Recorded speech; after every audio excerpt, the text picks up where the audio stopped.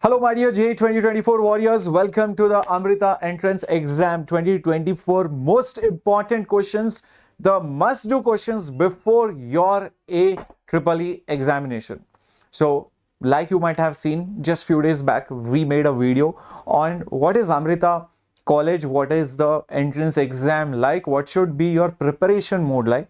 So all these are basically backup examinations, because there will be some students who don't want to take a drop, or maybe are not so convinced of taking a drop as of now. You just want to explore your options, and this is why you should obviously prepare really well, and don't prepare half-heartedly is what I would say.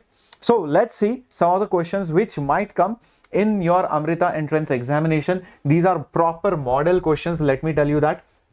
All right, let me just see where is our next slide.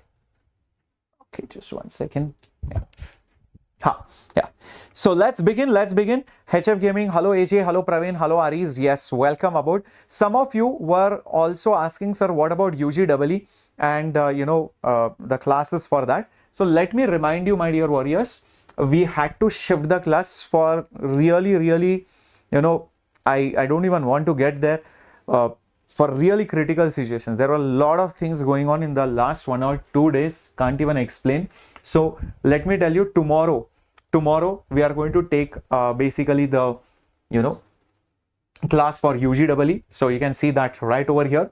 Tomorrow morning, that's SUPR and REAP model questions for physics, and obviously JEE Advanced class is also there. And then you also have the reasoning and data interpretation class that is scheduled again at 11 o'clock. So tomorrow it's reasoning and interpretation, okay, and day after tomorrow it is basically both SUPR as well as REAP questions for physics. So yes, all those sessions have been scheduled and it is happening at 11 o'clock, okay. So get ready for that. Happy everyone? Cool. Let's proceed then. Everybody happy? Great. So let's begin with the class. Okay. So here are the questions, guys, which are going to come up on the screen, and those of you are preparing for BITSAT, remember there is BITSAT test series for just 499 rupees, not 2000 rupees. The link is there in the description box. Okay, let's begin. Nehashri, I would say, if you want to know all the cutoffs, everything, just watch this particular video on the channel which we had made. Amrita Entrance Examination, where is it? It was just conducted just some days back. I think it was a video, my bad. Yes, Amrita Entrance Exam strategy and all the details. Just check this video out. Okay, so it has all the details. Just check it out. Okay, for what should be your safe score, what is the cutoff, everything has been mentioned over here in this particular video. Okay, I hope that makes sense. Right, so let's concentrate, guys. Here is the first question on your screen. Okay, physics questions, then we'll have chemistry, then we'll have mathematics. The change in the internal energy when an ideal gas is expanded from 50 meter cube to 100 meter cube at 27 degrees Celsius is how much? Guys, delta U is asked. Volume change is 50 to 100. Temperature is constant. What is the formula for delta U? Change in the internal energy. NCV delta T. Temperature is constant, so delta T is 0. So delta U is also going to be 0. Everybody gets this? As it is 0. Yep. Let's find out. Yep. Option number 3 is correct. 0%. Yeah. So Venkat, UGEE test series is not there. No paid test series is there, Venkat. That's why I am we are conducting the UGEE separate mock test pattern papers, okay, on YouTube only. You will be getting the PDF also in the Telegram. Is that okay, Venkat? Perfect. All right. Yes, student number 1, is it enough to get? Probably you can put those counseling based questions in the comment section. That will be better. Let's concentrate on the class. In the given diagram, current I is flowing as shown. The direction of the magnetic field at a point P is, you can see the wire is carrying current like this. Point P is somewhere here towards the right hand side. Hold your right hand thumb in the upward direction. The fingers will curl like this. Can you see at point P, it is going inside. If you curl the fingers, imagine this was the wire. imagine this was the wire and I hold that wire. You can see the fingers basically are going inside like this. They are going inside over here. So hence the answer will be inside the plane of the paper. Inside the plane of the paper. If that point P was here on the left hand side, then it will be coming out. It will be coming out of the plane of the paper. So that is how the answer would have changed. Right? Moving on to the next question, guys, coming up on your screen. Fundamental frequency of a sonometer wire is N. Tension is made 3 times, length is made 3 times, and diameter is also made by 3 times. What is the new frequency? For such type of questions, always see what the formula is going to look like. The formula for your frequency is NV by 2L usually, right? So this is fundamental frequency. So N value is basically 1. So velocity is root of tension by mu. Well. Times length is also changed, diameter is also changed, okay. The tension is also made 3 times. Now root of T by mu, mu can be written down as density into area. That I can write it as 1 by 2L root of T by density. Area is basically pi r square.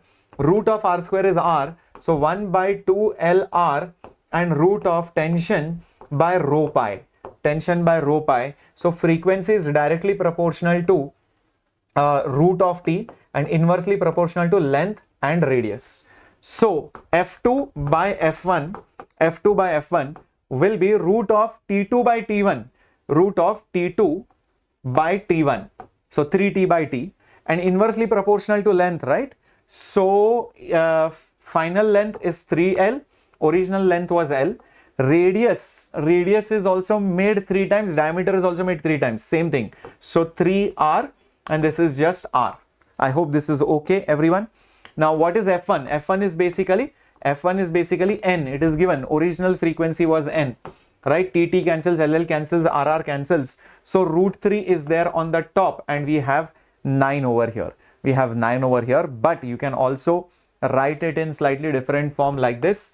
You can write it as root 3 into root 3 upon 9 into root 3. Root 3 into root 3 is 3. 3 and 9 cancels. So you will get 1 by 3 root 3. So F2 will be N divided by 3 root 3. N divided by 3 root 3. Let's see. Yes, option number 1 is correct. Option number 1 is correct. Yep. Yep. Okay. Very good. Yes, Sarvani, tomorrow 11 o'clock. Yes, the class is scheduled for, reap questions of your logical reasoning, mental ability, all of that. And day after tomorrow, 11 o'clock, again, physics, SUPR plus reap classes are scheduled. I'm so sorry. I was really held up. I didn't even sleep for the last 3 days. I have been sleeping at 5 o'clock in the morning because of a lot of things, a lot of work going on. So that is the reason why I was not able to take the class. I wish I could. Okay. I hope that is perfectly okay. Tomorrow you are going to, attend the class at 11 o'clock, UG EEE exam, right? Perfect. Yes. Moving on to the next one coming up on your screen, and here it is. Okay. 3 charged particles are initially in position 1. They are free to move and come in position 2 after some time. If U1 and U2 are the electric potential energy in position 1 and position 2, then what do you think? Is the correct relationship? What do you think is the correct relationship? Come on, my dear warriors. Who is more?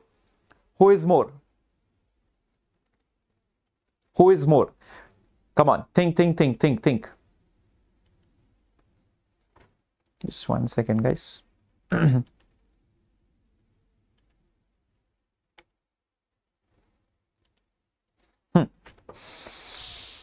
second, I'm not able to see your chats properly.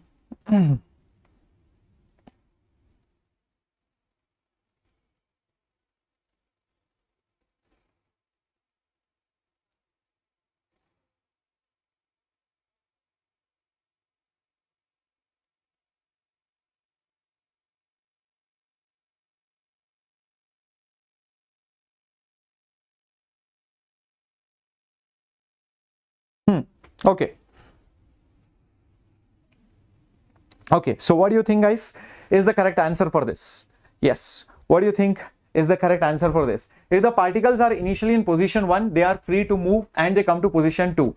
So remember, whenever things are free to move, then they always go towards lower potential energy. Lower potential energy. They will be sad first and then they will become happy by lowering their potential energy. So guys, earlier in position 1 they are sad, in position 2 they are happy, they are lowering their potential energy. So what is going to happen? The final potential energy will be less as compared to the initial potential energy. U1 is more than U2. I can see some of you are saying, you know, it is equal. How can it be equal? No, it will not be equal. In fact, it is going to go down. Yes, it is going to go down. Yep, keep that in mind. All right. So moving on to the next question coming up on the screen. The time period of oscillation of a pendulum is T1. Now the pendulum is kept in a lift and it is going up with some acceleration A. The time period is obtained as T2. Ratio of T2 by T1 is root 2 by 3. Then what do you think is the acceleration of the lift? So for a normal pendulum on earth, it is T1. In an accelerated lift, it is T2. Ratio is given. Find the value of the acceleration. What happens is, normally the time period of a simple pendulum is just 2 pi root of L by G. But when the lift accelerates, and where is it accelerating?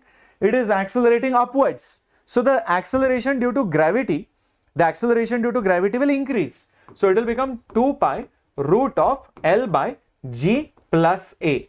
So when I divide this, which is T2 by T1, what will happen? 2 pi cancels, L will also cancel. So T2 is inversely proportional to root of G by A. So therefore G plus A will come below. T1 is inversely proportional to G, so G will come on the top, and this ratio is given as root of 2 by 3 is equal to root of G by G plus A.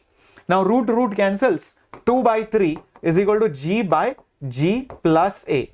Cross multiply, so it will become 2G plus 2A is equal to 3G. 2G goes over here, so what will you get? You will just get it as G. Therefore A will be nothing but G by 2. That means acceleration is 5. So acceleration is 5 meters per second square. That means it should be option number 2. Yes, it is option number 2. So whenever a lift goes up is positive. If the lift is going down, then the acceleration due to gravity will be G minus A. Okay, that's all.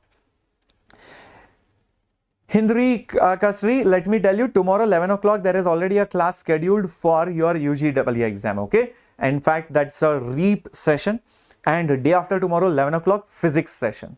Yep, so both the sessions are scheduled. So yes, don't worry about it, right? So UGEE sessions are scheduled at 11 o'clock.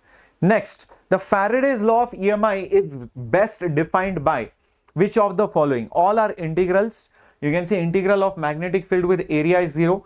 Integral of electric field with the length is basically minus d phi by dt. Integration of electric field with area is q by epsilon naught, or none of the above. What do you think? Faraday's EMI law. What is EMI law for Faraday? It is nothing but the EMF which is induced is the negative rate of change of the magnetic field. Right, negative rate of change of the magnetic field. This is EMF induced in a coil, EMF induced in a loop. So that EMF induced is delta V across a loop. Delta V is nothing but integration of electric field dot the length vector, but since it's a loop, I'll put cyclic integral. So what is the best option? Option number 2. Electric field dot length is minus d phi by dt. So let's find out. Yes, that is the correct answer. That is the correct answer. Cool. No, it's not option 1. It is option 2. Yes, Harshita, that is correct. Yep. Very good. Very good. Very good. Moving on to the next question, guys. Come on. I want everybody to spam the answers everywhere. Here, match the following question. Yes, these kind of questions can come. These are all taken from the previous year Amrita Entrance Examination.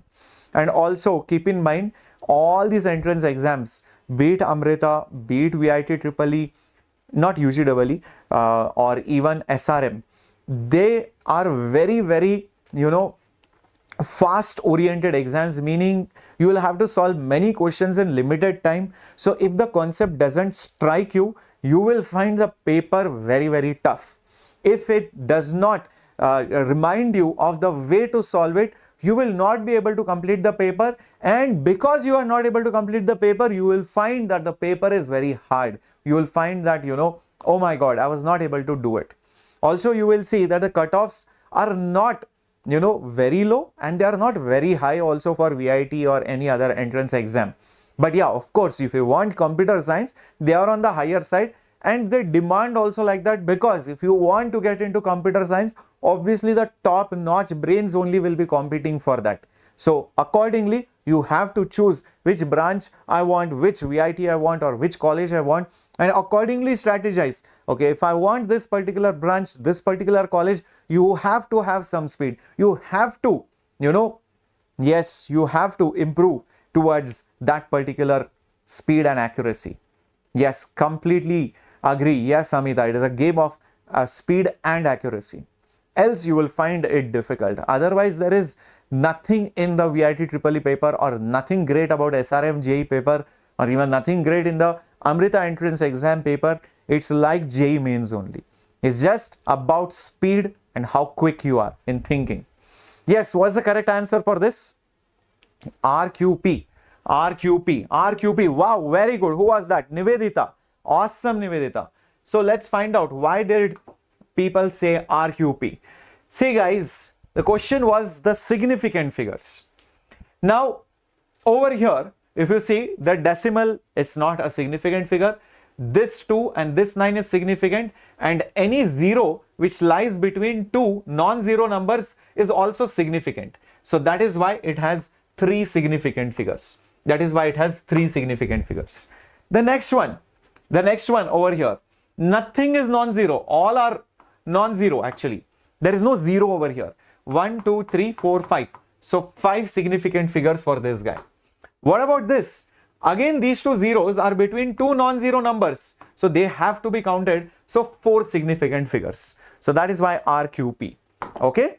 So these kind of questions have come. These are from the previous year paper, so that you understand how these questions have to be solved. Next, the intensity of the sound in decibel. If the intensity of the sound is 10 to the power minus 12, is how many dB? I naught is given. Well, there is a loudness formula which is 10 log I by I naught. 10 log I by I naught, that is in decibels. So I naught value is 10 to the power minus 12. The problem is with I, and many people will substitute 10 to the power minus 10 directly. That is going to give you a wrong answer, guys. Be very careful. This is per centimeter square. Do not forget that. So actually it is 10 to the power minus 10. Watts is in SI. Instead of centimeter, I want meter. So it is 10 to the power minus 2 meters, but that is centimeter square. So square it. So then it will be meter square. 1 centimeter is 10 to the power minus 2 meter, and squaring it, so minus 2 raised to 2. So what will happen? Minus 4 will cancel here. It will become 10 to the power minus 6 watts per meter square. So then put 10 to the power minus 6 over here, and then see what is the answer that you get. So 10 log 10 to the power 6. 10 to the power 6 is basically 6. So it will become 60 decibel. 60 decibel, which is option number 3. Option number 3. Yes, option number 3. Yes. So those students who are asking for UGEE, one last time I will tell you. Okay, over here. See guys, tomorrow's sessions. Just check this out. Yes, I'm going to help you for the UGEE exam also. Just check this out right over here. So 1st May, it's scheduled. The UGEE, SUPR and REAP model questions for physics, and your reasoning and data interpretation, which is there in the REAP part, that is also scheduled for tomorrow. So tomorrow and day after tomorrow, the UGEE sessions are lined up. Understood? Give me a thumbs up. Everybody saw that? It's there. Yes. Yes.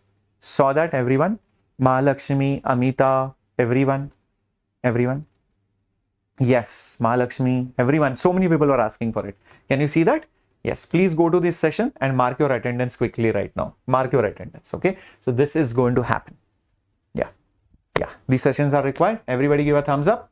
Even this session also, okay? Go ahead and mark your attendance right over here. Right over here. Yeah. How did I get access to the previous year AEEE paper? So I had to do a lot of hard work for that, but it happened. Somehow I got it. Okay. Don't ask me how, but I got it. Okay. So it's there. No, Shreyas sir is doing the all the hard work. Okay. It's my problem. It's my headache. You don't worry about it. Okay. So just attend these classes. That's why we are here on the channel. So that, you know, a part of your hard work is being done by the teachers. Your hard work is only to practice. Your hard work is to attend the class. Okay. So don't be that ultra legend who is going to say, let me find these questions. Where are they coming from?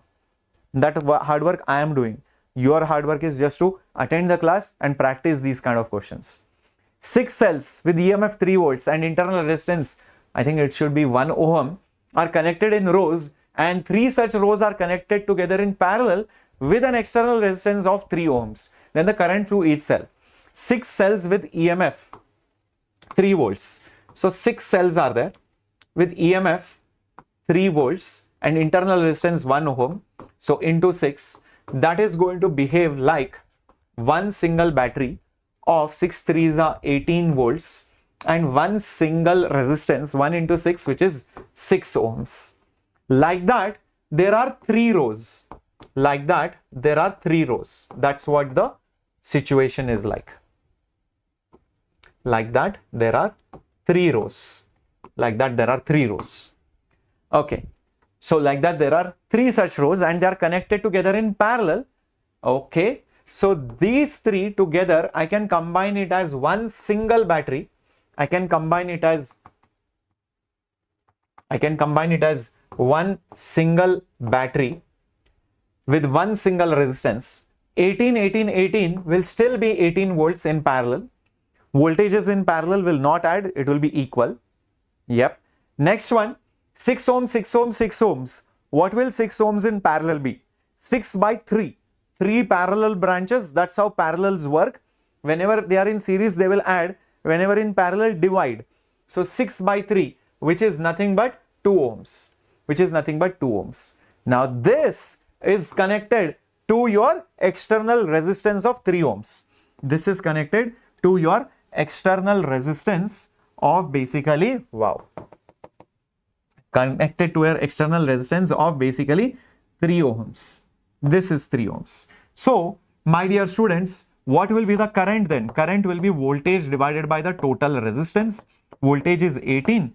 Total resistance is basically 3 plus 2, which is 5. So, 18 by 5 amperes. That will be the current. 18 by 5 amperes. Why is it not there? Extend then the current through each cell. Oh, they have asked the current through each cell. So basically what will happen through each cell, this was the total current. So this 18 by 5 will get divided into 3 parts. Will get divided into 3 parts. What will each part be? 1/3. So this will be 18 by 3 is nothing but 6. So 6 by 5, 6 by 5 and 6 by 5 amperes. So that will be the final current. So 6 by 5 amperes, which is option number 3. Option number 3. There you go. Understood, my dear students? Yep. Mahalakshmi, I'll be conducting a special class for physics, UGEE. So watch that.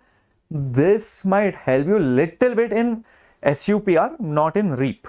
SUPR questions are very much almost like this, you can say, but actually slightly on the higher side. They are not very simple like this, okay, but slightly on the higher side. So that's why I said it might not help that much. Choose the correct option.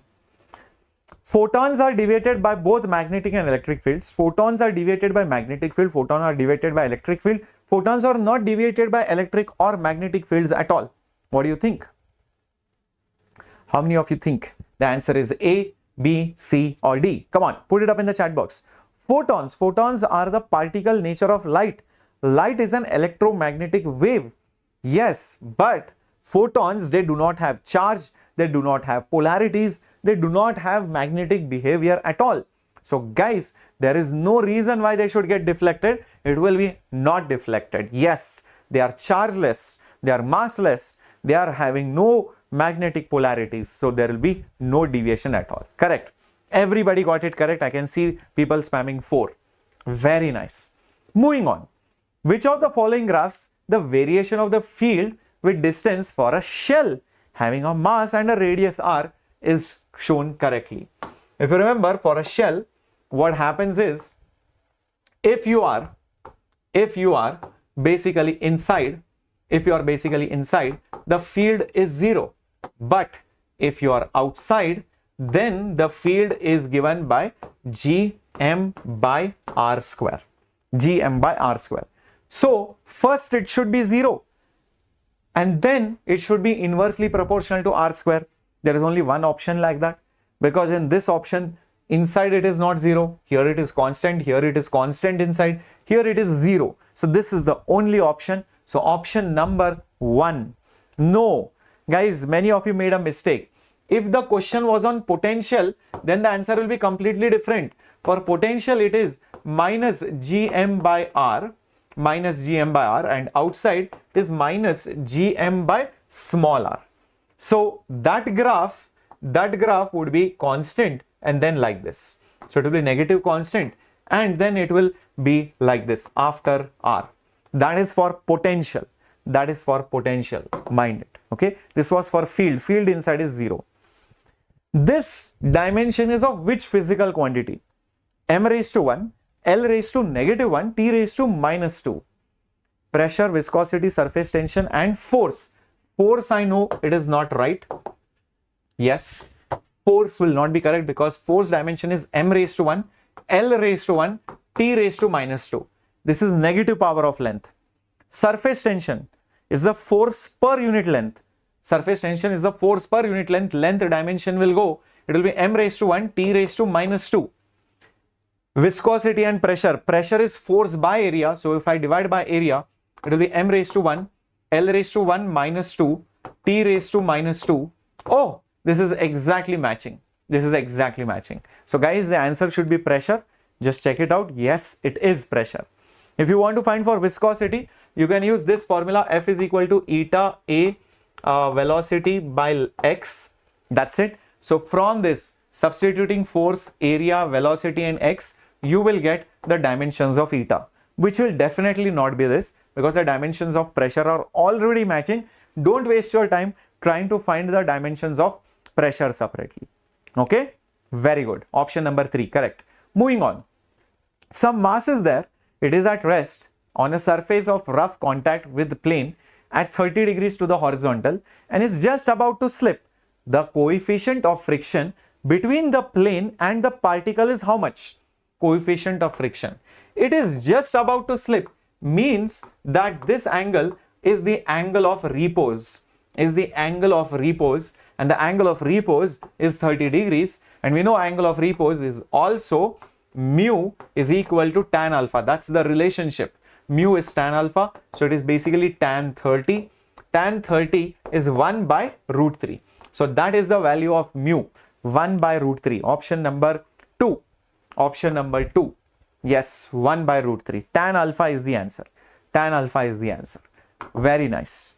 Okay. What is the use of 5.6 kg? Completely useless. Angle of repose and coefficient of friction are not dependent on G. They are not dependent on the mass. It's a materialistic property. So even if you go on moon, even if the G is different, it is going to be the same. Mind it. Mu only depends on the nature of the surface.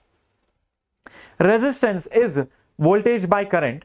Voltage is given as so and so. Current is given as so and so. What is the total error in R? What is the total error in R? All right. So let's have a look at it. Guys, resistance is voltage by current. So write resistance as voltage raised to 1, current raised to -1. This is called as the power form because once you write it in the power form, it becomes easier to find the relative error.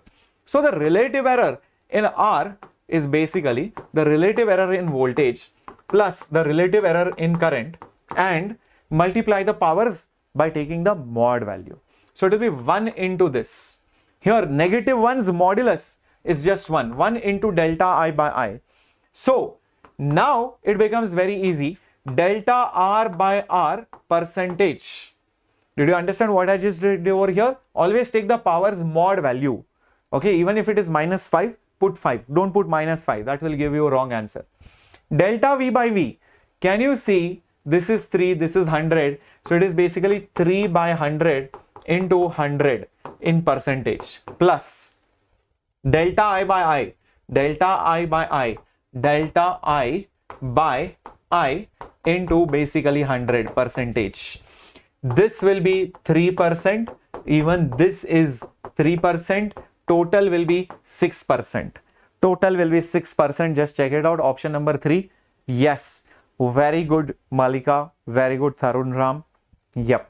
Hello, Pranita. Good evening.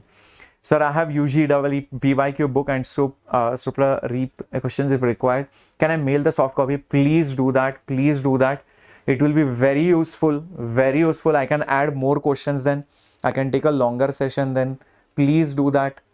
Can you mail it on captain_Shreyas? Captain_Shreyas. Yeah, and mention your name somewhere in the between only so that I remember it was from this class. Thank you so much. You are doing all the students a favor. Thank you so much. Means a lot. Okay, next one. The third oval tone of a closed organ pipe is equal to the second harmonic of an open organ pipe. The ratio of the lengths is equal to. Okay, let's try to think about this. The third oval tone of a closed pipe. So closed pipe, odd harmonics are only present. F, 3F, 5F, 7F, like that. So this is fundamental. This is fundamental. This is first oval tone.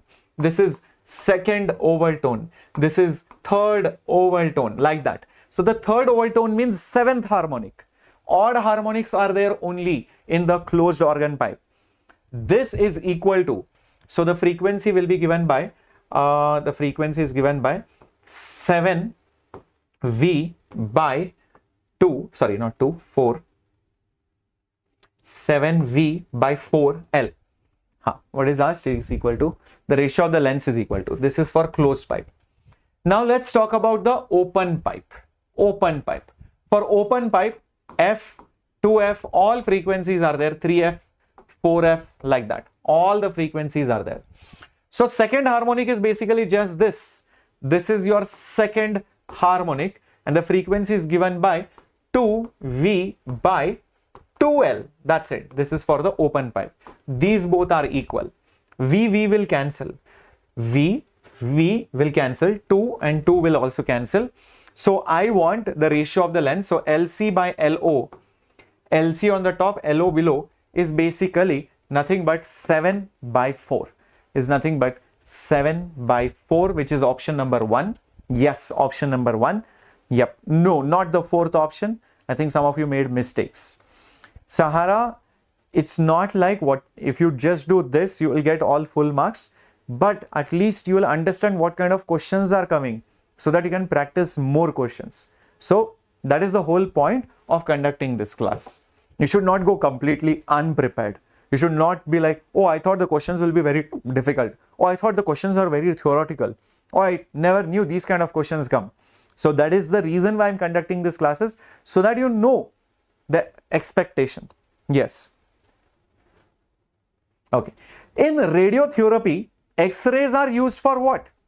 Defect bone fractures, treating cancer by controlled exposure, defect heart diseases, defect fault in radio receiving circuits. X-rays in radiotherapy. Remember, X-rays are used for treating something, and that is basically for treating cancer, if I'm not wrong. Where is that? Treating cancer by controlled exposure. Yes. Yes. So that is radiation therapy. So yes, they treat cancer. Option number 2, direct application. This is a question from electromagnetic waves. If you are wondering where is this question coming from, it's coming from electromagnetic waves. Yep. Yep. Advanced classes are continuing, Sidhu. Tomorrow I think there is JEE advanced class by Namrata ma'am, and day after tomorrow also you have advanced class by Nabamita ma'am, and my classes are also going to start from day after. I mean, we have already started. We have already completed few things. So in fact, I can show it to you also. Yep. So yeah, just keep on following the classes, guys. Okay, please. I mean, don't keep asking the same question again. I mean, I would again say, yeah, it's already live, it's already going on. You just have to attend the classes. Yeah, the frequency was little less, I admit that, but now because UGEE will be over, VIT triple is over, and SRMG is over, and also Amrita Entrance Exam, you wanted a mock test, so I'm doing that. After this, it's just advanced and BitSat. That's all. It's just advanced and BitSat after this. Okay, cool. So moving on, ratio of the average value of kinetic energy and potential energy for SHM is how much? HF Gaming, yes, closed pipe formula is V by 4L for fundamental, but for overtone, you will have to do it something. Yes. Okay. Glad Mohammad Saifi, glad it helped you. You're expecting 100 plus marks. If you're expecting 100 plus marks, that's really good. You will get probably a very good branch. All the best, all the best, all the best. All right. Okay. For SRM JEE Thanmaya, we have made a separate video on cutoffs. Please check it out. There is a cutoff video. Please check it out. Okay. Now see guys, what happens is kinetic energy plus potential energy is the total energy. And what happens is, first the kinetic energy at the mean position is maximum. It becomes less, becomes 0. Again maximum, again it becomes less and again becomes 0. And it keeps oscillating. Similarly, potential energy is exactly opposite of this. It is minimum then maximum, minimum then maximum. So if you see, on an average, whatever potential energy is there has come from kinetic. Whatever kinetic is there has come from potential. So they will be in equal amounts, right? So it's just that they are not equal at every instant. Sometimes this is more, sometimes this is less. Sometimes this is less, this is more. They compensate. They add up to be a constant value. So they are coming from each other. So the answer should be 1:1, not 1:2 or anything else. Yes, equal average kinetics and potential energies. Okay, because they are coming from each other. So naturally they are in equal amounts. Just that, yeah, they are going to be maximum at different time instants. I've kept a homework question also for all of you. I will be sharing the PDF. The answer is there on the next slide. I'm not showing that slide for all of you. Meanwhile, as you're watching this video, let me also show you guys. Where is YouTube? Yes. Yeah. As you're watching this particular video, in the description box only, I have kept the link for joining the Telegram channel where you will be able to get the PDF, number 1. Number 2, there is Vidya Utsav, which is going to happen on 1st of May. On this channel, we have made an amazing killer video for all of you. So keep a watch on that, keep an eye on that. There is going to be an important announcement for all the students. And also remember one more thing. So tomorrow we have the UGEE questions for physics that is scheduled day after tomorrow. Tomorrow you have the reasoning and the data interpretation part. JEE Advanced additional topics part 2 tomorrow at 3 o'clock. And this is happening as we speak. And inorganic chemistry is also happening on 30th of April at 6 o'clock. So all these sessions are scheduled only for you. Vidya Utsav is on 1st of May, right? So keep all these things in mind. Keep all these things in mind, right? So guys, all the best, and I hope you enjoyed the session. Now it's time for chemistry. Now it's time for chemistry. So let's see whether Navamita ma'am has shared. Yes, she has shared. So let us get Navamita ma'am also. 1 second.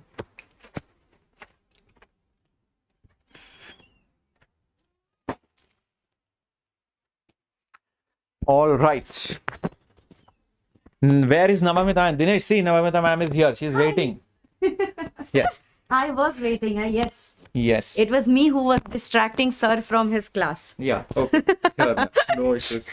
The questions are very straightforward, ma'am, and there are many students who benefited from the VIT EEE classes also.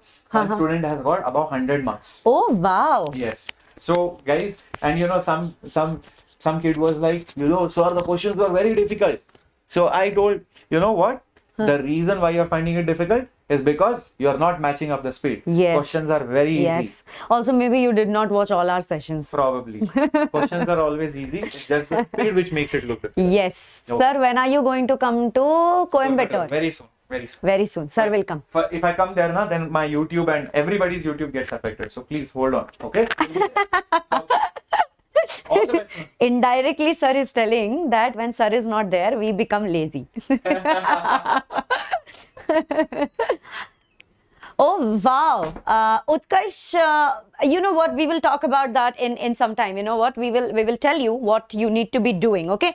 Don't worry. So, chalo, let us start with the session. What do you all say, everybody? Yes, let us start with the question. This is for your Amrita Engineering Entrance Exam. Let us start with the first question, everybody. And the first question is, yeah, look at this question, guys. Look at this question. Do you really think that this is a very tough question? I don't think so, right? Just look at this. It's a very straightforward, very direct question.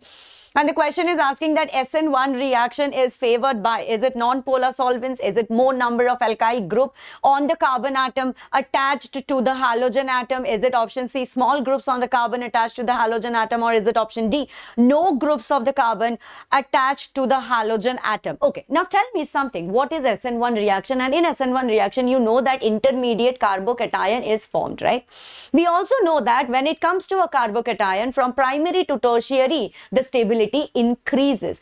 The second sentence that I have just spoken, everybody, from there you can directly derive it and you can understand that more number of alkyl group on the carbon atom attached to the halogen atom will make sure that the SN1 reaction is favored. Am I right, everybody? Yes, many of you are telling the answers. Very good. Option B is the correct answer. Absolutely right, guys. Absolutely right. Why am I not able to write it down?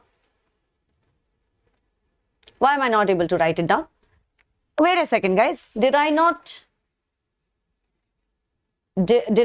open the... Oh, that's why. I have not downloaded it. 1 second, guys. Extremely sorry. Let me just download it and open it once again so that I can write, because now I'm not able to write it down. I might have to write down something, right, to explain it to you. Just a second. Yeah, it's done. It's done. It's done. Almost done. Almost done.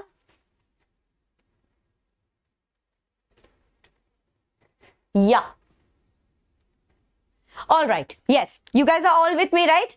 Yes? Okay. Chalo. So like I said, here what is going to be the correct answer, guys? The correct answer here will be option B, because I just told you that in SN1 reaction, what happens in an SN1 mechanism, you get a carbocation intermediate product. And we know that for a carbocation from primary to tertiary, the stability increases. From that statement, we can say that option B seems to be our correct answer. You got 99.8 percentile, then you should appear for JEE Advanced. You should definitely work harder for JEE Advanced, bacha. Chalo. Moving on to the next question, phenol is less acidic than. Acha. Okay, phenol is less acidic than. The question is asking you, okay, which one is more acidic than phenol, basically. Now, if you look at the option, you tell me that ethanol is what? Is it aromatic? No, right? Yes. But if you look at orthonitrophenol, orthomethylphenol, or orthomethoxyphenol and phenol, all these four are aromatic.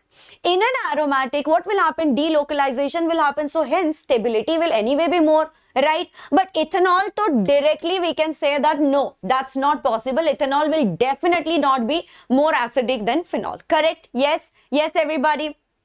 Very good. Now, when we come to orthonitrophenol or we come to orthomethoxyphenol, orthomethylphenol, what will happen here is that phenol will be less acidic than orthonitrophenol because there is an electron withdrawing group here. Yes, there is an electron withdrawing group which is NO2 right here.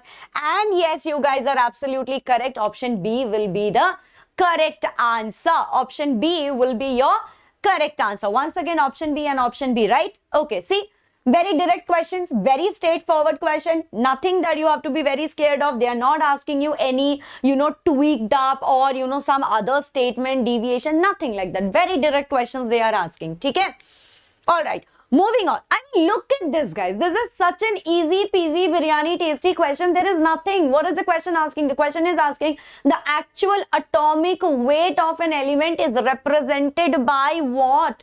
The actual weight of an element is represented by what, guys? Is it number? Is it U or is it AMU or is it mu? Come on, do we even have to think about it? Nothing, not at all.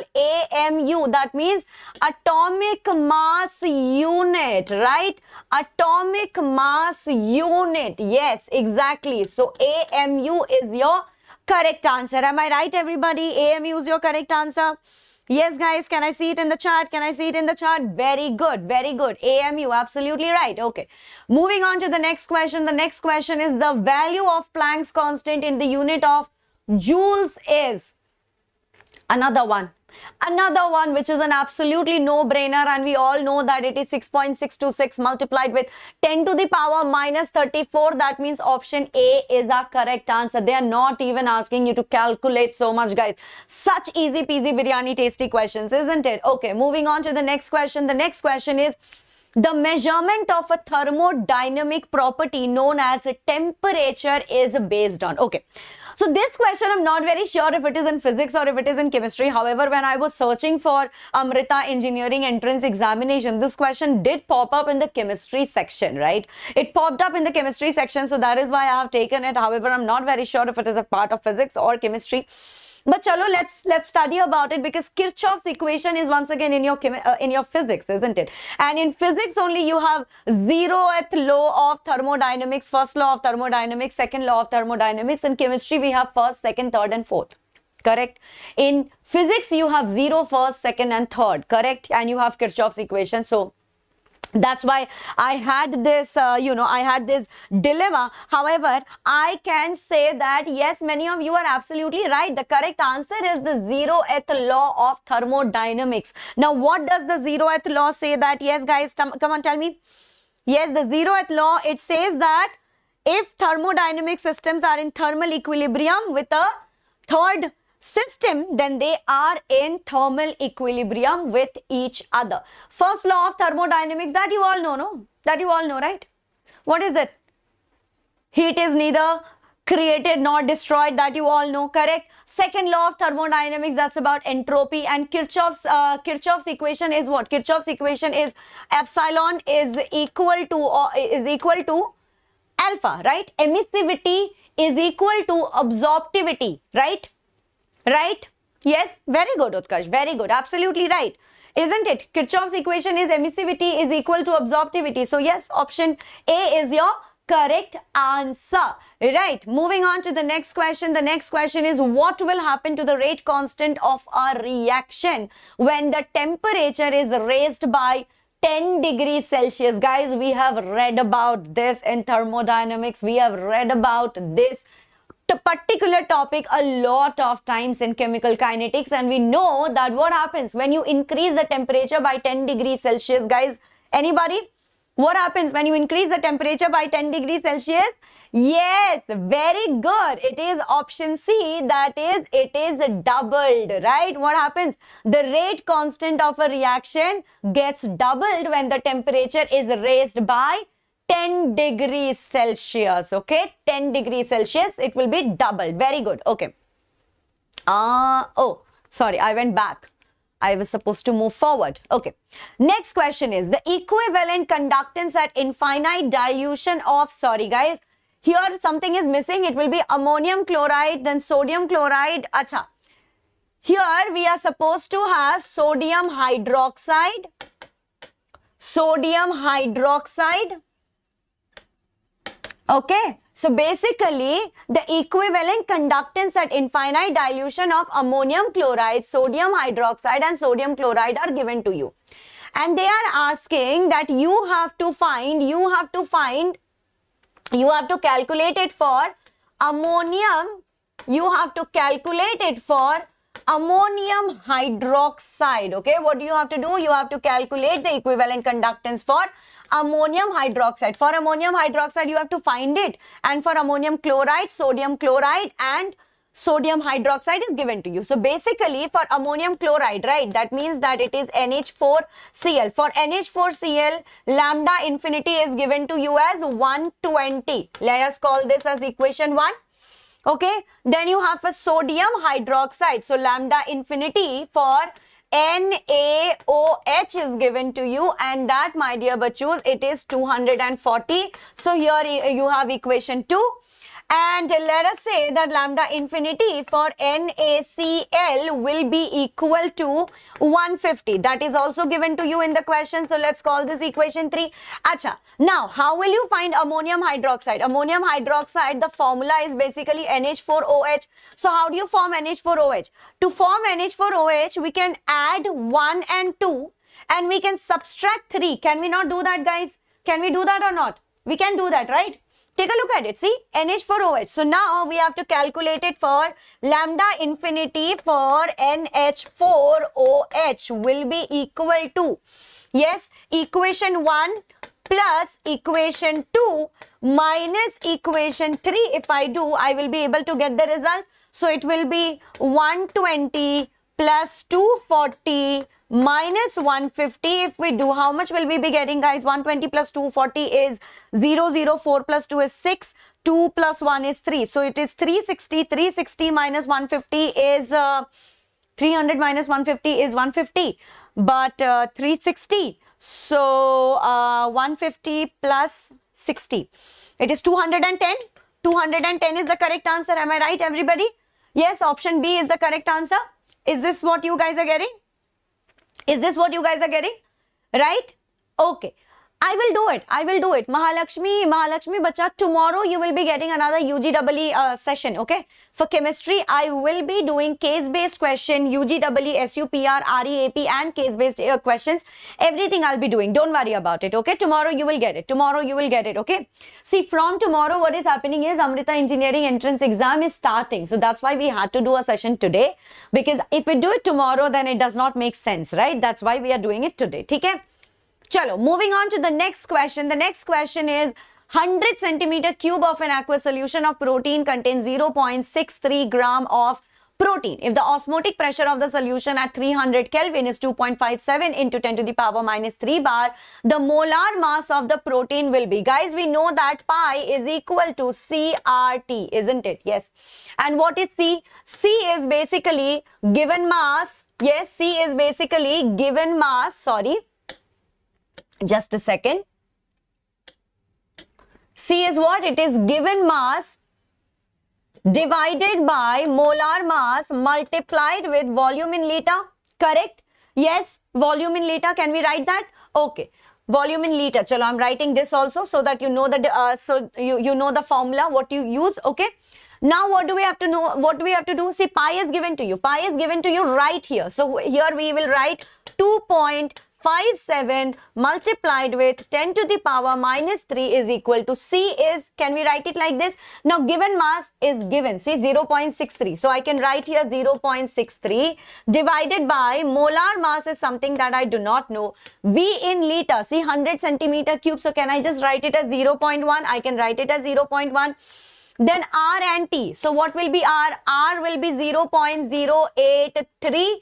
And what do you have for temperature? Temperature is 300. So let us write here 300.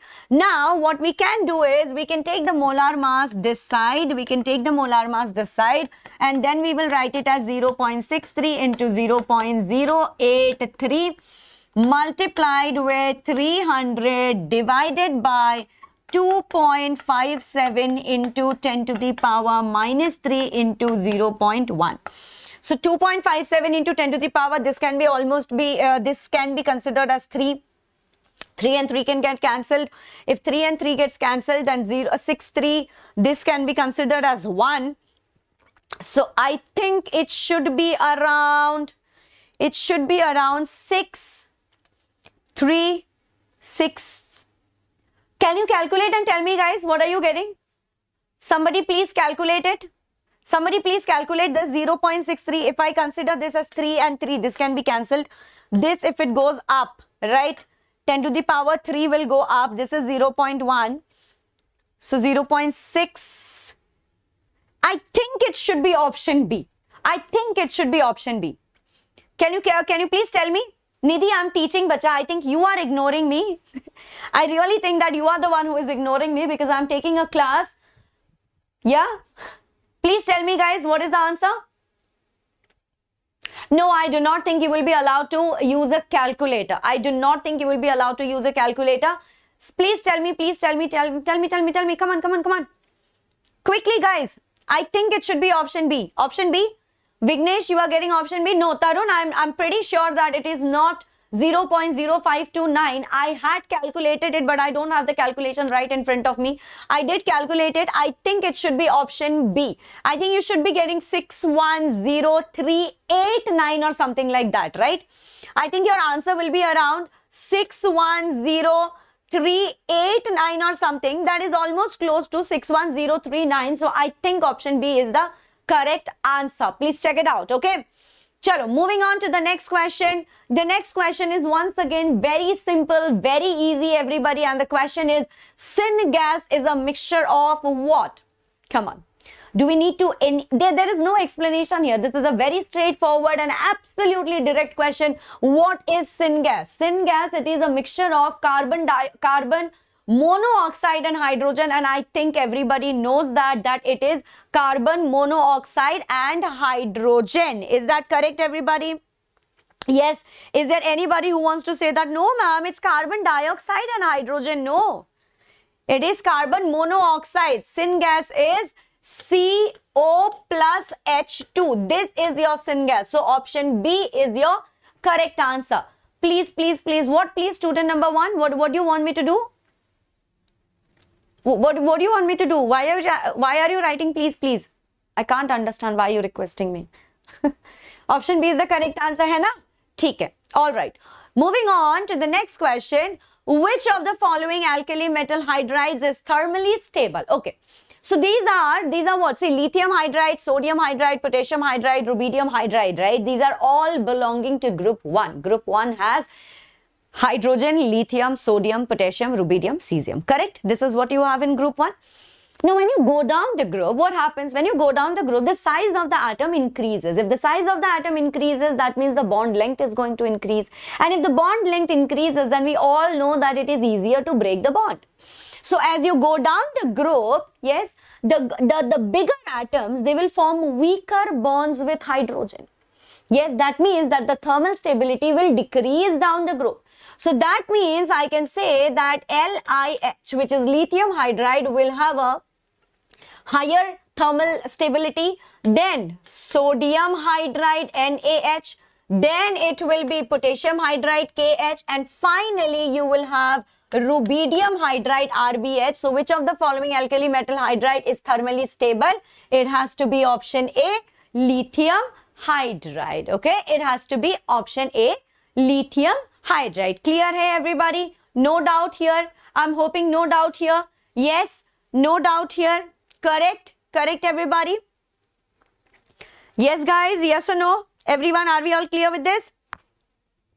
Are we all clear with this? Yes, JEE Bacha, we will do that. We will do that. Don't worry about it. Yeah, we will be helping you with JEE Advanced as well. Chalo, moving on. Next question. This is, yes, next question. This is from P block and they are asking you the correct order of acidic character of the following is. Okay. So you are given SO2, CO2, CO and N2O5. Now, because you have, what do you have? You have 4 compounds, right? You have N2O5, then you have CO, then you have CO2 and you have SO2. Now let me tell you that this is actually a neutral oxide, okay? This is a neutral oxide. So that means that it has to have the least acidic character.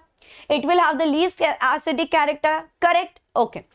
Now if you find the oxidation state of nitrogen here, what will it be? The oxidation state of nitrogen here will be +5 because 5 oxygen atoms are here. So 5 into 2 is 10. And here there are 2 nitrogens, so +5 everybody, correct? For CO2, if I calculate it, it will be +4 here. For SO2, it will again be +4 here. But when you have that, when you see that both the non-metals are having same oxidation state, now find out which one will be more electronegative, okay? Which one will be more electronegative? And from there, you can find out that option D is your correct answer because see, Carbon monoxide is a neutral monoxide. It has to have the least acidic character, hence it is at the end. And you know that non-metallic oxides are all acidic, absolutely. But even in that case, whichever has higher oxidation state, that becomes more acidic, okay? So N2O5 right here, the non-metal here is in a higher oxidation state, which is +5. It will be the most acidic. Now, among SO2 and CO2, both of them have +4 oxidation state of the non-metal. Which one is more electronegative? It will be sulfur. Sulfur will be more electronegative, and hence this SO2 will be more acidic in nature. Okay? All right? Yes, absolutely right, Utkarsh. Student number 1, bacha, why are you saying please? What do you want me to do? What is it that you want? What do you want help with? You're not saying that. What is the other words that you want to tell? Say that, na? Then you ask for please. Maybe I can help you. I don't know why you are saying please, please, please. Chalo. Okay, moving on to the next question here. Ammonium dichromate is used in fireworks. The green colored powder blown in the air is. Somebody, anybody? Yes. What is ammonium dichromate? Can somebody tell me? Yes, can somebody tell me what is ammonium dichromate, guys? What is ammonium dichromate? Ammonium dichromate is NH42. Anybody? NH42 Cr2O4. Correct. It is NH42 Cr2O4. Yes. And what will this become? So basically what they're saying is ammonium dichromate is used in fireworks. So bacha, if something is used in fireworks, that means what is happening? Combustion is happening, right? That means decomposition of it is happening. Yes. So if that is happening, then what will happen here? You will be getting Cr2O3, bacha. And that is your option B. So option B is your correct answer. Check it out. You can decompose it and find out what else will it be forming. It will be forming Cr2O3. Then there will be water, right? There will be H2O. Yes. And there will be nitrogen as well. N2 will also be there. Okay.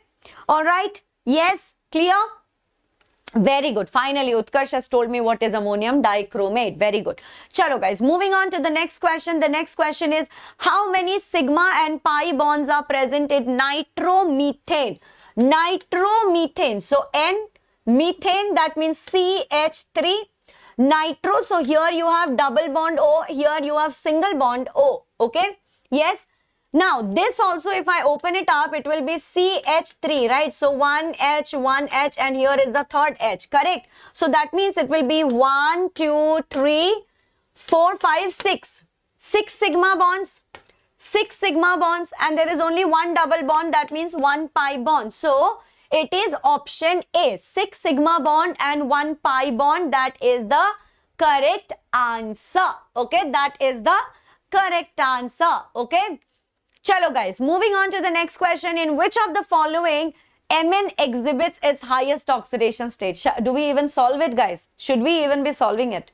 Huh? Should we even be solving it? I don't think so. We have to solve it, right? We know that it has to be what? Come on. It has to be what, guys? Come on. Anybody? Which one is the correct answer? Okay, this I'm looking at the chat, everybody. This I'm gonna look at the chat. Very good, Tarun Ram Mohan. It has to be MnO4 minus, wherein it will be in +7 oxidation state. In case of MnO4 2 minus, it will be in +6 oxidation state. In case of MnO2, can you tell me what is going to be the oxidation state here? Here it is going to be +4 oxidation state. And can somebody tell me what is it in MnO? In MnO, it will be in +2 oxidation state. Clear? Right? Okay. Very good. So that means that our correct answer here, everyone, is +7 oxidation state, which is in MnO4 minus. This is your correct answer. Clear? Very good. Okay. Next question is, which of the following reagents may be used to distinguish between phenol and benzoic acid? Acha. First of all, you tell me Tollens reagent. Tollens reagent, you know that silver mirror test, right? Is that used for phenol and benzoic acid? Wrong. Molish reagent. Molish reagent is for identifying carbohydrates, isn't it? Yes. Phenol and benzoic acid, both of them are not carbohydrates. So again, wrong. Yes. Neutral FeCl3 is actually your correct answer. Yes, neutral FeCl3 is your correct answer. Neutral FeCl3, what it will do is it will form a violet complex with phenol, and it forms a what color do you say? What is that color? Buff colored with benzoic acid. Yes, so neutral FeCl3 is your correct answer because it will form a violet color complex with phenol, and it will form a buff colored complex with benzoic acid. Yes, benzoic acid. Am I right? Yes, guys. Now let's just talk about aqueous sodium hydroxide as well. What will aqueous sodium hydroxide do? Sodium hydroxide, when it reacts with phenol, what will it form? What will it form, guys? Sodium hydroxide, when it reacts with phenol, what will it form? Yes, it will form a phenoxide ion. And when sodium hydroxide reacts with benzoic acid, what will it form? It will form sodium benzoate. Okay, so both the phenoxide ion and sodium benzoate are colorless complexes, colorless compounds. That means that option D is also not your correct answer. But neutral FeCl3 will be forming two colored complexes. One is violet in color with phenol, and the other one is buff colored, which is with your benzoic acid. Clear? All right, guys, moving on to the next question. The next question is, chloroethane reacts with compound Z. Okay, chloroethane, can write it like this. It reacts with a compound Z, and what does it form? It forms diethyl ether. Diethyl ether, right? This, you have to identify Z. Guys, we know that this is basically what? Williamson reaction, wherein here what do you have? Here you will have C2H5ONA, correct? It will be C2H5ONA. This is the compound. This is your answer. Z is going to be option C, C2H5ONA. Clear? All right, moving on to the next question, everyone. The next question is, how many chiral carbons are there in beta-D glucose? I think I should give this to you as homework. Will you all be able to do this as homework? I think you should be able to do this as homework, guys. Will you be able to do this as homework? Yes? We all know, right? What happens in beta-D glucose? And what is chirality? Chirality means all the four sides will have different things attached, correct? Yes, and we know that in case of D-glucose, there is no symmetry. So how many chiral carbon atoms should you have?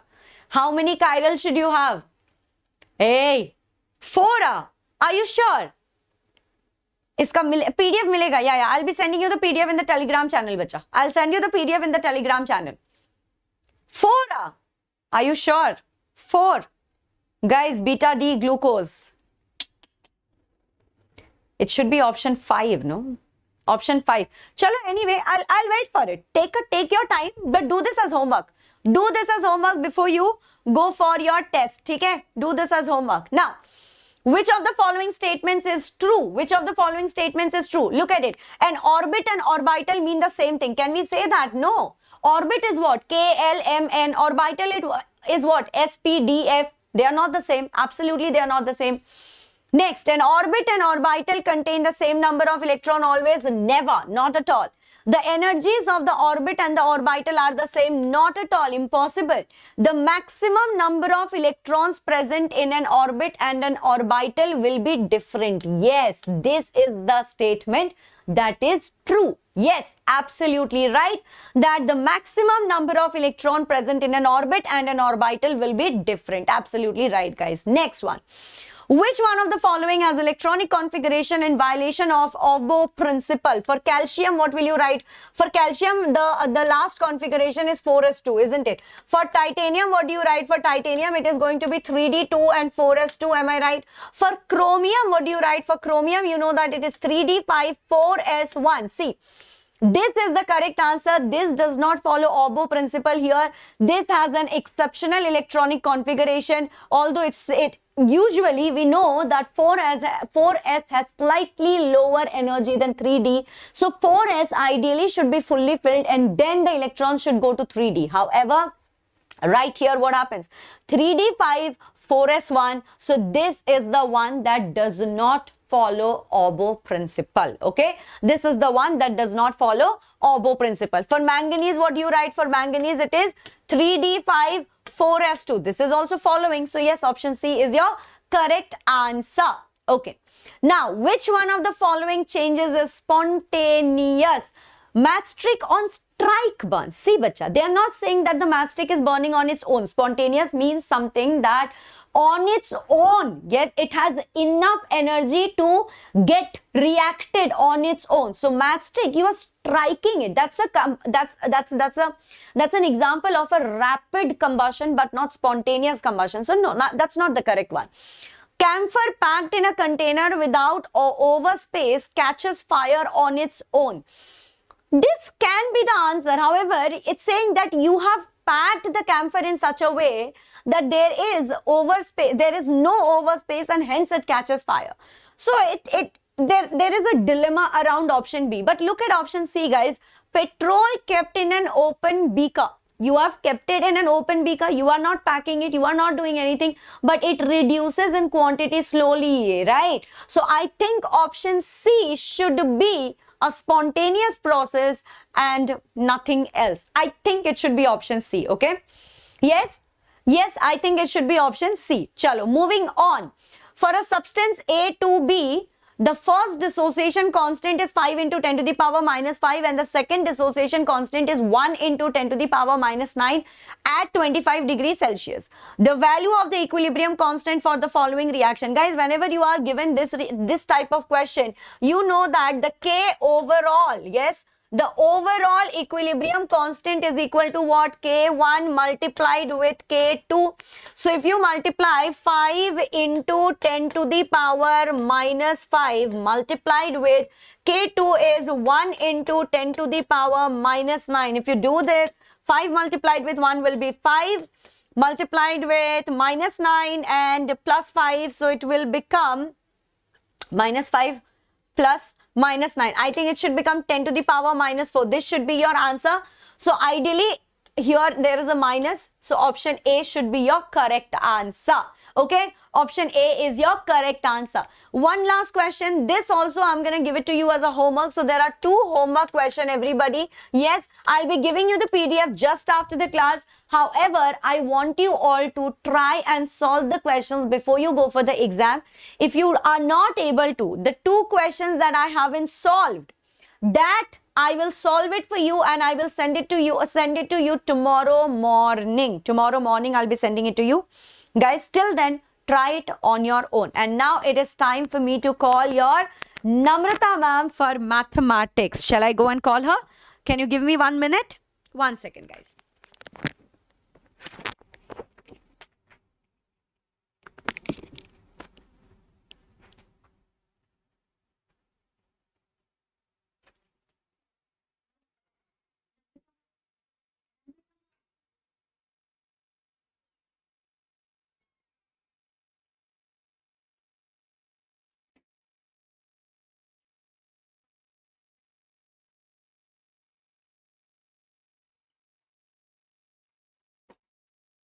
All right, guys, ma'am is coming. Yes. So will you all be able to do it?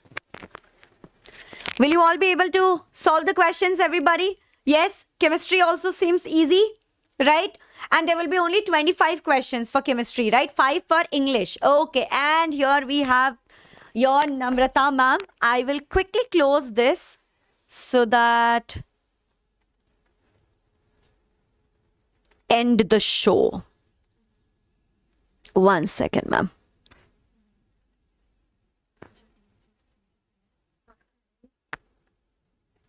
Teacher studio. Oh, no. This is mine. Ma'am, this is not this thing. Teachers. Oh, sorry.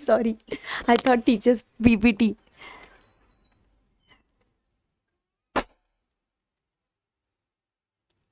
Just a second, guys. Just a second.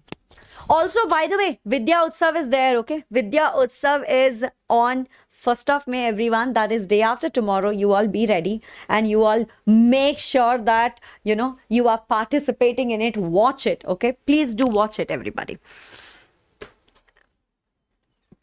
See, Vidya Utsav, 1st of May, 12 p.m., okay? Chalo. Ha, now I can see your chat.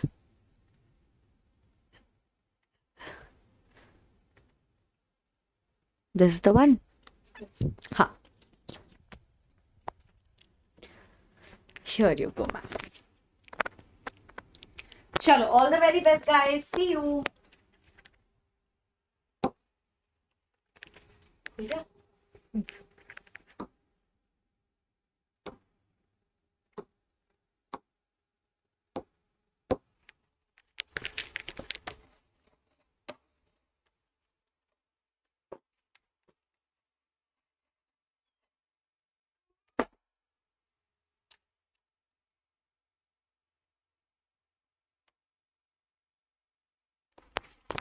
All right, Ninja Warriors, what's up? Are you ready for mathematics? Yes, yes, yes. Let's start with mathematics. Right. Okay. All right.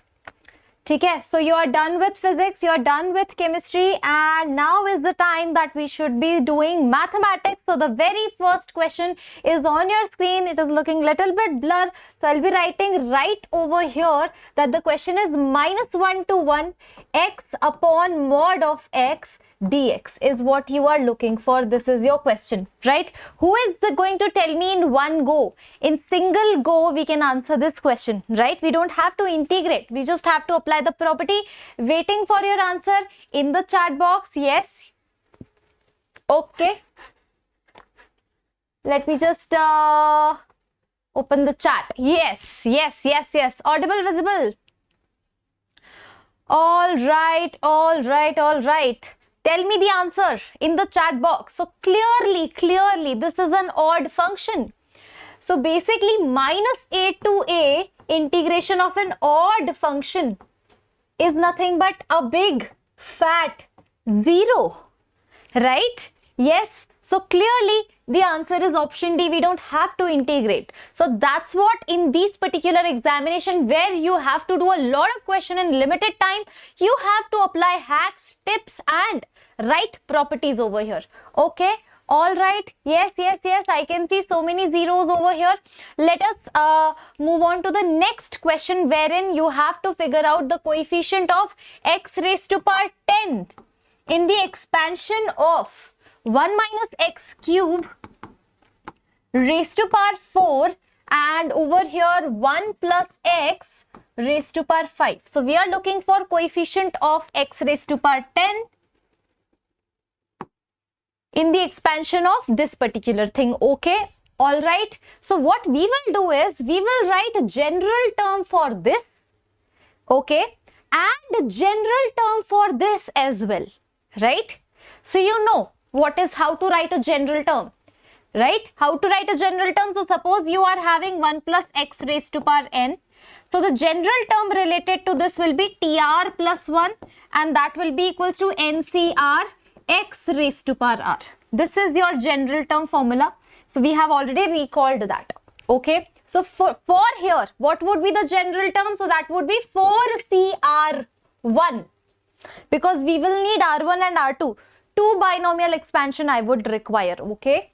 So 4cr1 and minus x cube raised to power r1 multiply 5, this is simple, 5cr2 and x raised to power r2. What we are looking for is coefficient of x raised to power 10. So if I collect the powers of x, what do I get? So that would be 3r1 plus r2 and that would be equal to 10. Clearly case number 1. What would be the case number 1? Case number 1 would be that r1 is equals to 3 and r2 is equals to 1. So that we can get a 10 over here. Right? And second case, tell me in the chat box, what could be the second case? By the way, we have to keep in mind that r1 can only be 0 to 4. and R2 can only be 0 to 5. So over here, if I put R1 is equals to 0, R2 would be equal to 10. That will not work. If R1 is 1, then R2 should be 7. Again, it will not work. Then R1 is equals to 2. So R2 is equals to 4. So R1 is equals to 2. R2 is equals to 4. This will work, right? Because R1 will be less than 4 and R2 will be less than 5. Okay, so now what we need to do is we just need to obtain the two coefficients. So first is R1 is equals to 3 and R2 is equals to 1. So R1 is 3, so that would be 4C3. If I plug in 3 over here, I will have a negative sign. So 4C3 and 5C1. 5C1, right? This is first coefficient of x raised to power 10. There will be one more term related to x raised to power 10, and that would be R1 is equals to 2. So I'm gonna get 4C2. Since there is a square, negative sign will get absorbed, and over here 5C4. So if you solve it, what do you get? So this is going to be minus 4 into 5, so minus 20. And this is going to be 6 into 5, so this is 30, right? So we need to add these two coefficients. 30 minus 20 is 10. 10 is absolutely right, okay? 10 is absolutely right, okay? All right. Yes. Okay. All right. Shall we move on to the next problem? So this is our next problem. The order and degree of this differential equation. Now this differential equation won't be that much visible. If it is not visible, let me just rewrite it. Y minus x dy by dx. And on the right hand side, what do I have? A dy by dx, a times dy by dx whole upon, we are having square root of 1 plus dy by dx, and what do I have? Whole square. Okay, so this is our differential equation. What we are looking for is order and degree. Okay, so order means highest differential coefficient. That means how many times your y has been differentiated. So it is very clear, dy by dx, dy by dx, dy by dx only once. My y has differentiated only once, so order is 1. All the options are saying order is 1. So the question is actually not about the order of this. The question is all about degree of this. So over here we cannot determine degree. From here we should not determine the degree. It would be an incorrect answer.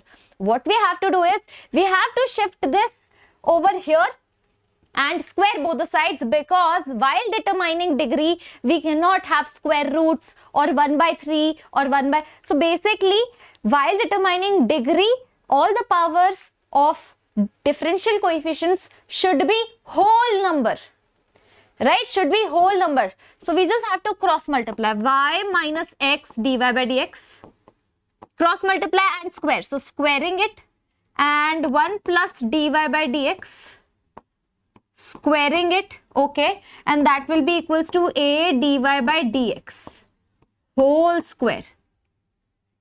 Okay, whole square. Now can you see here, it is dy by dx square which will get multiplied with dy by dx square again, right? And this is going to be dy by dx raised to power 4. So 4 is the degree, 4 is the degree. So 1 comma 4 is the answer. Order is 1 but degree is 4, my dear students. And nobody is telling me, okay, now you guys are telling me option B, option B, option B. Are you getting my point? Yes? Clear? Shall I start the next question? Shall I do a next question? All right. So this is our next question, wherein a triangle with vertices A, B and C is right angled at B.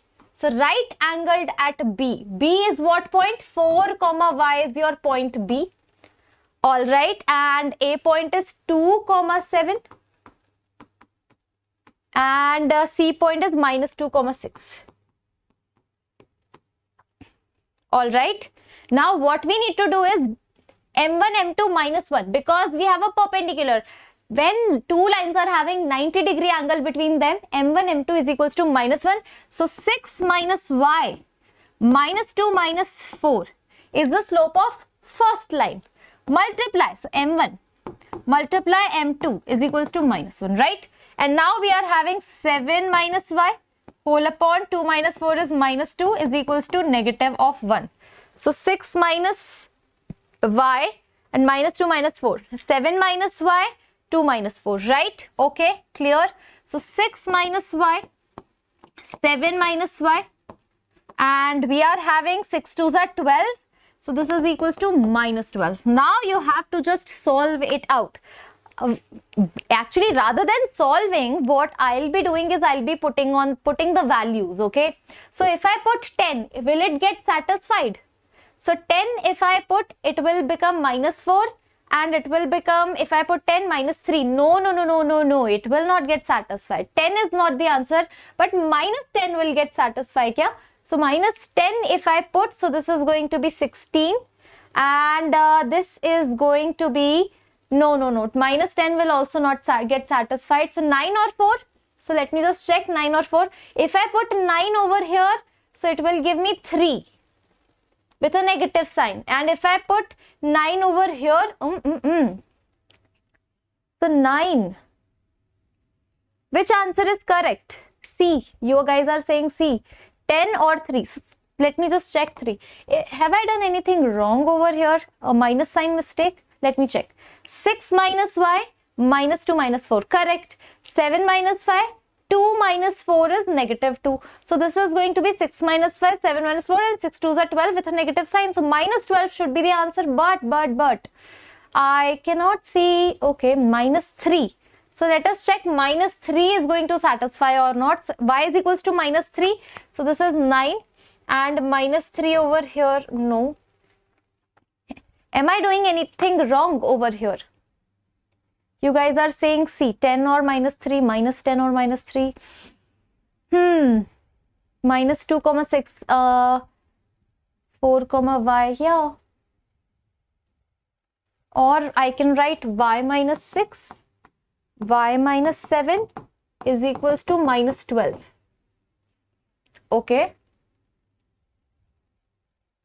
All right, I guess there is some error, or maybe I am doing something wrong over here. Let us come back to this question later. Okay. Let us move on to the next question. All right. Yes.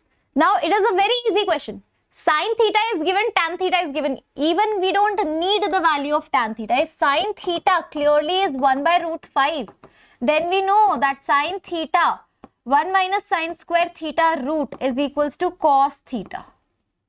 Cos theta is square root 1 minus sin square theta over here, and 1 minus 1/5. So that is going to be 4/5 root.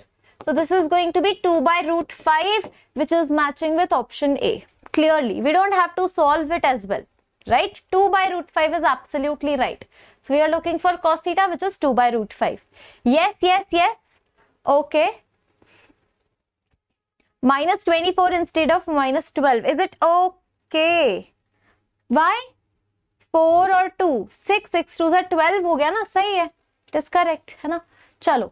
Anyway, we'll see this question later. Now this question, wherein this quadratic equation has roots in the ratio 2:3. That means 2 alpha comma 3 alpha are the roots. So 5 alpha will be equals to minus b by a, and 3 2s are 6 alpha square would be equals to c upon a, and we have to figure out the relation between a, b and c, right? So clearly we have to put the value of alpha from here to here. So alpha value is minus b upon 5a, and if I plug in over here, so minus b by 5a square is equals to c by a.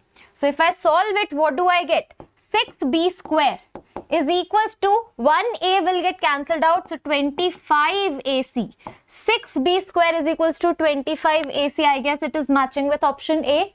What do you guys think? 6b square is equals to 25ac is absolutely right. Okay. All right. Yes. Shall I move on to the next problem? Are we okay? Yes. All right. Okay. Now we have a question from 3D geometry, wherein they are saying that equation of the line passing through the point of intersection of these two given lines and perpendicular to this particular plane. Okay, all right. Listen to me carefully. Hear this very nicely, because planes was not there in your JEE Mains syllabus, but it is there in your AEEE syllabus. So what they are saying is that there is a line which passes through point of intersection of given two line. Okay, this is actually very easy to understand. But one more information they are saying, that our line is perpendicular to the given plane. Now understand this very nicely, okay? So this is a plane. And these three coefficients 5, -1 and 9. 5, -1 and 9 is nothing but the normal vector of the plane. 5, -1 and 9 is the normal vector of the plane. So basically 5, -1 and 9 represents a vector which is perpendicular to the plane. This is very important, right? So what does that mean? Now my line, the required line, is perpendicular to this plane, right? And what I need for a line, what I need a point, and I need directions of that line, or directions parallel to that line. And that line is what? Perpendicular to my plane. So can you see this vector 5, -1, 9 will become direction ratios of my required line? Yes. So that means 5, -1, 9 will be the DRs of my line, and which is clearly option A is incorrect. 5, -1, 9, yes, this could be my answer. This also could be my answer, this also. So C, B and D, out of these three, one could be my answer. Now I just need the point of intersection of these two lines. How to calculate point of intersection? So what we will do is, we'll assume this as lambda and this as mu. Right? So lambda plus 1, comma 0, we are having lambda plus 2 as the point of intersection, point on the first line, and point on the second line will be what? 0, comma mu, and comma we are having mu again, right? So now if I equate these two, I can get something. So lambda plus 2 is equals to mu.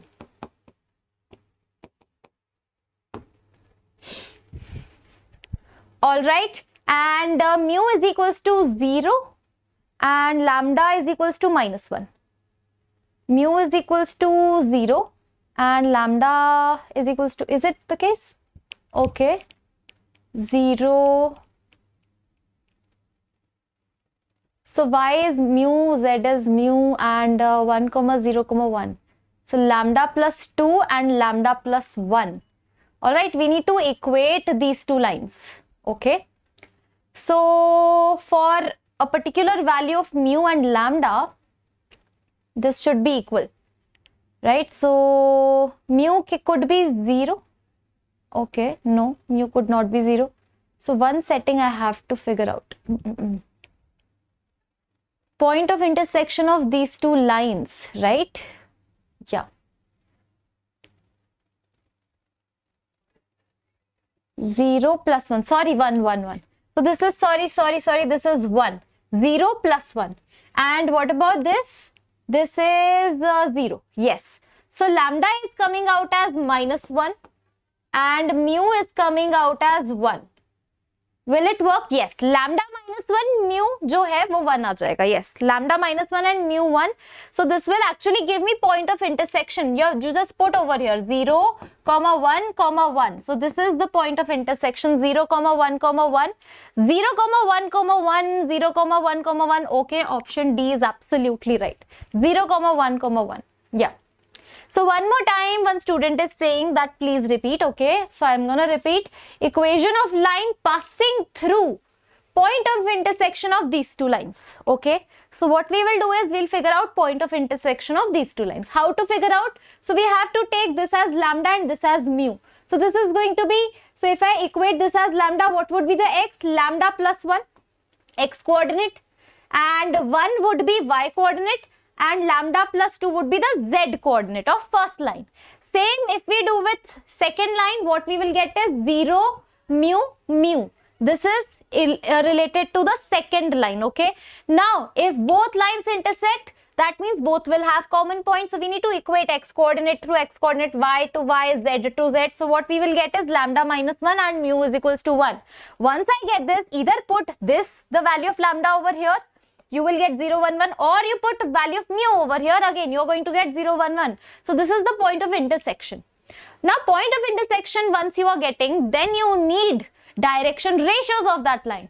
And it is very clear because my line is perpendicular to this plane, and the normal vector of this plane is 5, minus 1 and 9. So my line parallel vector will be the same only, 5, minus 1, 9. So 5, minus 1, 9, that's it. Option D is absolutely right. Okay, all right, now it's fine. Now next question, from complex numbers. So what they are asking is very easy question, extremely easy question. So yes, 2 comma 2, can you see 2 comma 2? 2 comma 2 is here and minus 7 will lie over here, right? So these are the two complex numbers which I have plotted on the argand plane, and now what they are asking is angle between these two lines, right? So angle between these two lines will be 3 pi by 4, absolutely. Option D is absolutely right. Okay, option D, absolutely right. Clear? Shall I move on to the next problem now? Okay, all right. Yes. So now we have two circles over here and we are looking for number of common tangents. How to figure out the common tangents of two circles? So if we plot that, those two circles, and if we find out the relative position of two circles. So suppose two circles are not touching each other, then the number of common tangents would be different, right? 4. But if the circle touches each other, exactly touch, then the number of common tangents would be 3. And if two circles overlap each other, like intersect each other at 2 points, then the common tangents would be 2. So that means the position of two circles is what we are looking for. We need to know.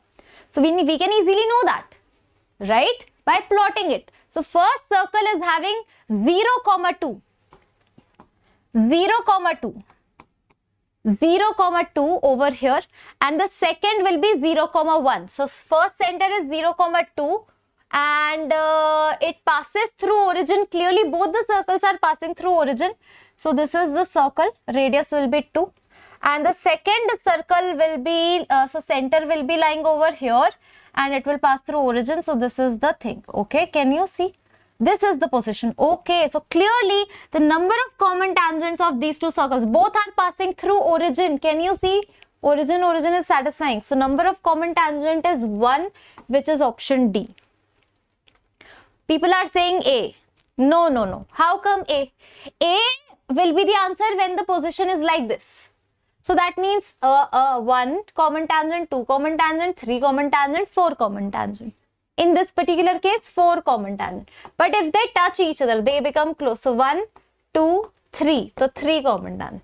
If they intersect at 2 points, then we are having 2 common tangent. And one circle is completely lying inside the circle, then 0 common tangent.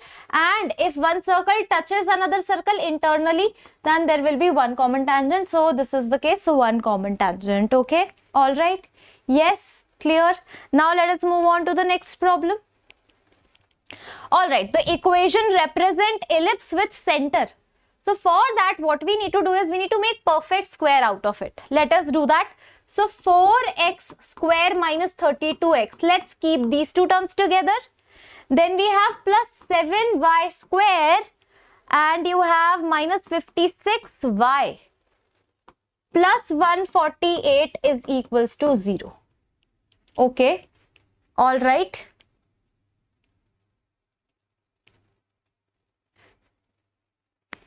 One student is saying C1, C2 is less than R1 plus R2. No. Hema, this is incomplete information. So basically go and check out the complete information where C1 and C2 is less than R1 plus R2, but it is greater than R1 minus R2 as well. Right? So check both the conditions and then comment. Okay. All right. So please go through it one more time. Right. So now if I take 4 common, what do I get? X square minus 4 8s are 32, 8x. Plus 7 if I take common, y square, 7 8s are 56, 8y. Plus 148 is equals to 0. Let's make perfect square out of it. 4, then x minus 4 ka square, right? And minus 16. 16 4s are 64. Plus 7, y minus 4 ka square. Now I don't have to actually solve it. I don't have to, because x minus 4 ka square, y minus 4 comma 4 is the correct answer. So 4 is okay, sorry, it is plus 32x, plus. So plus, so minus 4 comma 4 is the correct answer, which is actually sitting inside option B. So minus 4 comma 4, minus 4 comma 4. Okay, minus 4 comma 4. Yes. All right. Option A. You guys are saying option A. Why option A? 4 comma. No. Acha. Okay, I got it. Vamsi is saying 4 comma minus 4 is the correct. No. So this is x minus 4. Y minus 4. So this is plus 4 and this is minus 4. Right? Please understand. Do not make that mistake. Okay. Let us move on to the next problem from probability. So it is given that probability of A given that B has already occurred is what? 0.7. And by the way, the formula of this is probability of A intersection B upon probability of B. Probability of B is given to you, which is 0.2. So 0.7 multiply this is 0.2 will be equals to probability of A intersection B, right? So 0.14 is the probability of A intersection B. Correct? Yes. And now they are looking for probability of B given that A has already occurred. So this is probability of A intersection B upon probability of A. So A intersection B you have just calculated upon probability of A. Where is probability of A? Where is probability of A? 0.5. So this is going to be 0.28 as the final answer, which is matching with option D. Option D. No, it is not useful for JEE advanced student, not at all. It is for AEEE. So these are the easy questions, easier than JEE Mains as well. But we will have some dedicated series for JEE advanced super soon. Just wait for a while, okay? All right. Now we have another question wherein the equation of the circle obtained by shifting this circle 3 units down and 2 units left.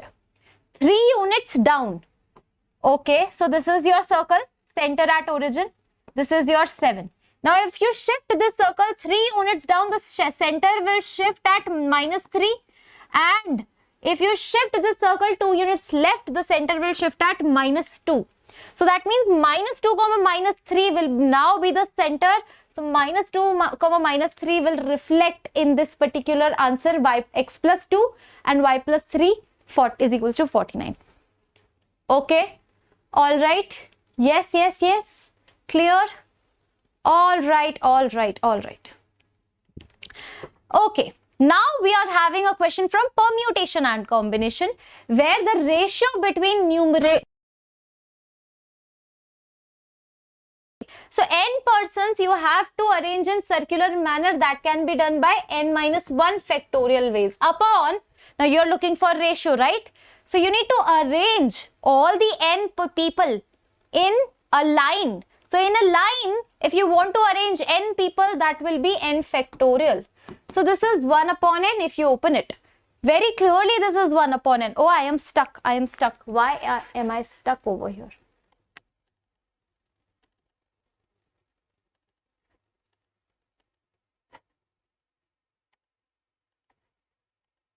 Yeah. All right. Yes. So circular arrangement of n people is n minus 1 factorial, but linear arrangement of n people or arrangement of n people in a line is n factorial. So 1 upon n, which is given by option A, right? Option A is absolutely okay. All right. Again, I am stuck. What is going to happen? Now it's fine. Okay. All right. Okay, next question on your screen. Next question on your screen, the equation of the plane through the intersection of these, the very first statement explains that this is the question of family of planes, right? So what is family of planes? So basically, whenever there is a statement like there is a plane which passes through intersection of two given planes. So plane P will be equals to P1 plus lambda P2 is equals to 0. Yes. Whenever you see such statement where a plane P, a required plane P is passing through intersection of two given planes. So this is the thing over here. P1 plus lambda P2 is equals to 0. What is your P1? So the very first plane is 2x minus y. So 2x minus y plus z minus 6 plus lambda times, we are having x plus y plus 2z. 2z minus 7 is equals to 0. Right? Okay, now what they are saying is your required plane passing through 1, 1, 1. So that means if you satisfy 1, 1, 1, you will get the value of lambda, and once you plug in the value of lambda over here, you will get your required plane. Okay, all right, clear. So let us do that right away. Okay, so 1, 1, 1. So 2 minus 1, 1 plus 1. So 2 minus, so this is minus 4 plus lambda times 2, 3, 4, 4 minus 7 minus 3 is equals to 0. So lambda is equals to minus 4 by 3. Lambda is equals to minus 4 by 3. Correct? The moment you plug in minus 4 by 3 over here, you will get your required plane. Okay? Alright, and also one more thing, what you can do is you can just check 1, 1, 1. 1, 1, which option is getting satisfied? So the moment I see 1, 1, so this is 2 minus 7 minus 5. Yes, option A looks that it is passing through 1, 1. Yeah. So what we need to do is we just need to plug in the value of this and figure out the value. Okay. So will you do it? Will you do it? Okay. Minus 4 by 3, if you put it over here, you will calculate it. Okay. All right. Yes. Chalo. Let us move on to the next problem. Okay, so we are done for today's session. This was the last question. We are done for today's session, and yes, I guess people are asking for advanced examination for AEEE, one more session, for UGEE, one more session. Yes. So we are on it. We are doing it. So tomorrow there will be 2 sessions for UGEE, and day after tomorrow I'll be taking. So tomorrow will be chemistry and mathematics. Sorry, chemistry and physics. Tomorrow UGEE sessions on chemistry and physics, and day after tomorrow, that is on Wednesday, I'll be taking UGEE session. Okay, all right. So UGEE, we've got you covered. Advanced, we've got you covered. And EAPCT, yes, that definitely we are planning something for EAPCT super soon, super duper soon, right? So all these exams, whatever you are writing, we have that in our mind, every exam. Okay, do not worry about it. And I guess so we are done with today's session. This is me, Amrita, signing off. I'll see you all super soon.